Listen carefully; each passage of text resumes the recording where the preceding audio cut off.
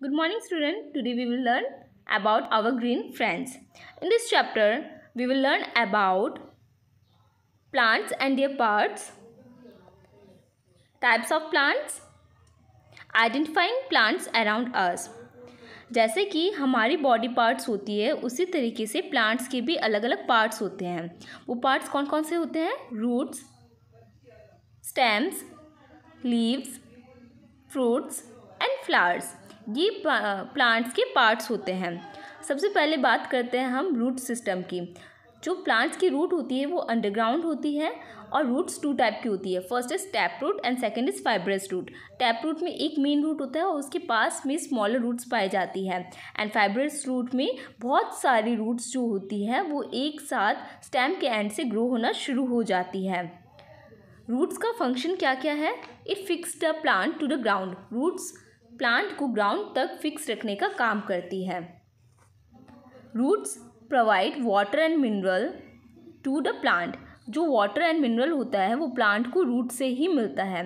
Roots plants को mineral and water देने का काम करती है, जैसे कि इस पिक्चर में दिखाया गया है. कुछ प्लांट्स ऐसे होते हैं जैसे कि कैरेट एंड टर्निप्स, उनमें फूड जो होता है वो उनकी रूट्स में ही स्टोर होता है. अब हम बात करते हैं स्टेम की. स्टेम जो होता है वो ग्राउंड के अबव ग्रो करता है. शूट सिस्टम में, प्लांट के शूट सिस्टम में यानी कि ग्राउंड के ऊपर जो भी पोर्शन ग्रो करता है प्लांट का उसको हम शूट सिस्टम कहते हैं. उसमें स्टेम होते हैं, ब्रांचेस होते हैं, लीव्स होते हैं, बर्ड्स होते हैं, फ्लावर्स एंड फ्रूट्स होते हैं. तो स्टेम जो होते हैं वो दो तरीके के हो सकते हैं, हार्ड भी हो सकता है और सॉफ्ट भी हो सकता है. अब स्टेम के फंक्शंस क्या क्या है?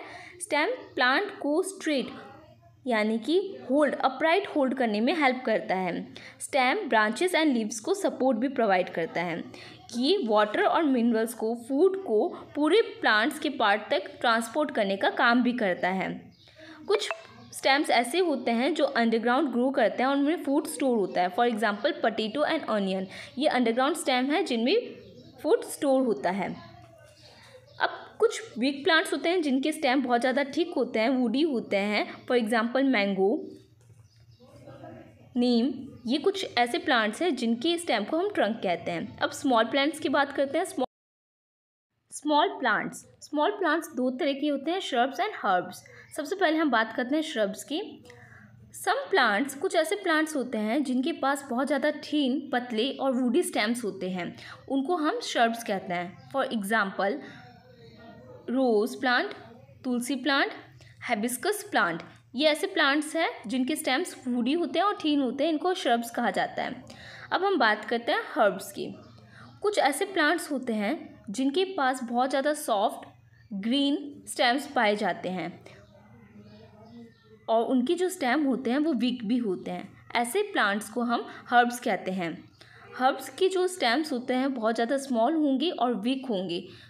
For example grass, mint, wheat, ये सब क्या है? हर्ब्स के एग्जाम्पल है.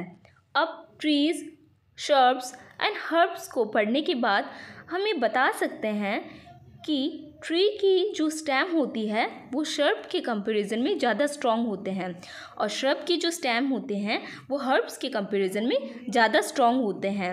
अब हम पढ़ेंगे कुछ ऐसे प्लांट्स के बारे में जिनको सपोर्ट की नीड होती है. इनको हम स्पेशल प्लांट्स भी कहते हैं. ऐसे प्लांट्स जिनको ग्रो करने के लिए किसी ना किसी सपोर्ट की नीड होती है.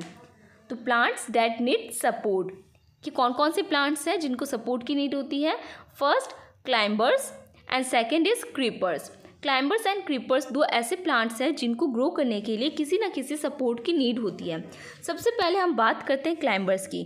कुछ प्लांट्स ऐसे होते हैं जिनके स्टेम बहुत ज़्यादा वीक होते हैं और वो स्ट्रेट नहीं खड़े रह सकते. ऐसे प्लांट्स को ग्रो करने के लिए किसी ना किसी सपोर्ट की नीड होगी, जैसे कि आपको इस पिक्चर में दिखाया गया है. ये जो स्टेम है इसको ग्रो करने के लिए एक स्टिक की नीड हुई है. तो ऐसे प्लांट्स को हम क्या कहते हैं? क्लाइंबर्स कहते हैं. For example P plant, money plant climbers के एग्जाम्पल है. अब हम बात करते हैं क्रीपर्स की. कुछ ऐसे प्लांट्स होते हैं जो कि ग्राउंड में स्प्रेड हो जाते हैं यानी कि फैल जाते हैं. ऐसे प्लांट्स की जो स्टेम्स होती है वो वीक होती है और इन प्लांट्स को क्रीपर्स कहते हैं. अब हम बात करते हैं लीफ की. लीफ का जो बोर्ड स्ट्रक्चर होता है ग्रीन कलर का, उसको हम लैमिना कहते हैं.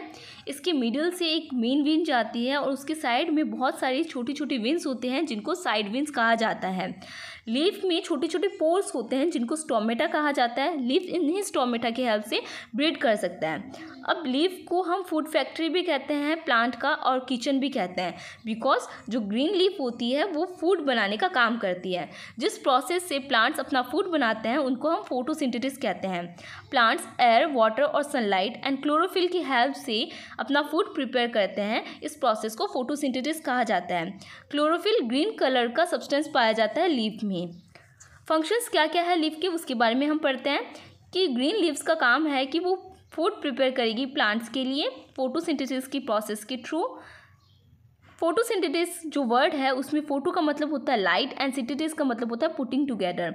उसके बाद लीफ प्रिपेयर्ड फूड को अलग अलग पार्ट तक, प्लांट के अलग अलग पार्ट तक ट्रांसपोर्ट करने का काम भी करती है। अब हम पढ़ते हैं फ्लावर के बारे में। फ्लावर जो होता है बहुत ज़्यादा एट्रैक्टिव पार्ट होता है प्लांट का, एंड फ्लावर फ्रूट्स में कन्वर्ट हो जाता है। फ्रूट्स के अंदर क्या होते हैं, सीड्स होते हैं, इसलिए फ्लावर को रिप्रोडक्टिव ऑर्गन भी कहा जाता है प्लांट का। फ्रूट्स, अब हमें पता है कुछ प्लांट ऐसे भी होते हैं, कुछ फ्रूट्स ऐसे भी होते हैं जिनके अंदर एक सीड होता है और कुछ फ्रूट्स ऐसे भी होते हैं जिनके अंदर एक से ज़्यादा सीड्स पाए जाते हैं।